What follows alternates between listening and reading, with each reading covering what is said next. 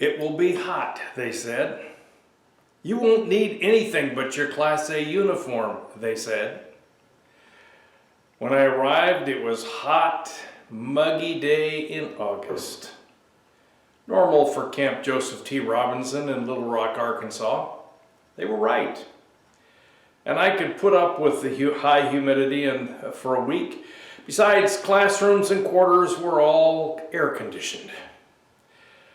That was Monday. Tuesday, the wind and rain began and the temperature dropped 20 degrees. I had not consulted the weather report. The remnants of a hurricane was stalled over Little Rock. Each day it got colder and stormier.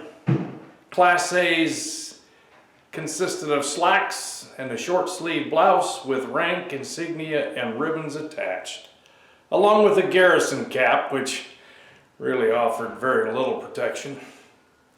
I was cold and wet, with one uniform to last the 5 days I was in school. The clothing advice I had received did not take into account the current storm. I didn't bring my Class A coat since I was assured I wouldn't need it. A couple of things I learned from this experience. First, advice is not always good advice. And second, life is not always predictable. I'd learned that opinions and advice are kind of like noses. Everyone has one and they generally smell. Today we have talking heads on every channel giving us advice they say is backed by science. The problem is that each advice giver contradicts another, backed by science.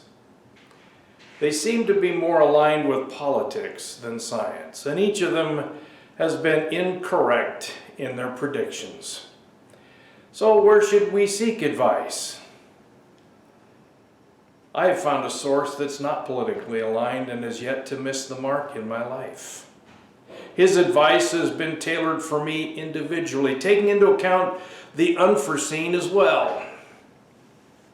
I've discovered that he does not give me a laundry list of things to be completed. He impresses the next right step on my mind.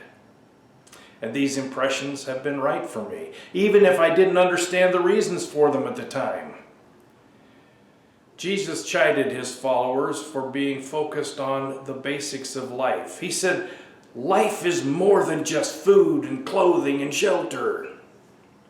For the pagans run after all these things, and your heavenly Father knows that you need them. But seek first his kingdom and his righteousness, and all these things will be given to you as well. Therefore, don't worry about tomorrow, for tomorrow will worry about itself. Each day has enough trouble of its own. That's in Matthew chapter 6, verses 32 through 34. If we seek to satisfy the basics of life, that is the best for which we can hope. If we seek a relationship with him and seek his direction in our lives, he takes care of the basics and gives a full life as well. Old timers used to ask the question, have you learned to discern the leading of the Lord? See, his leading is subtle, and it gives us a sense of, this is right.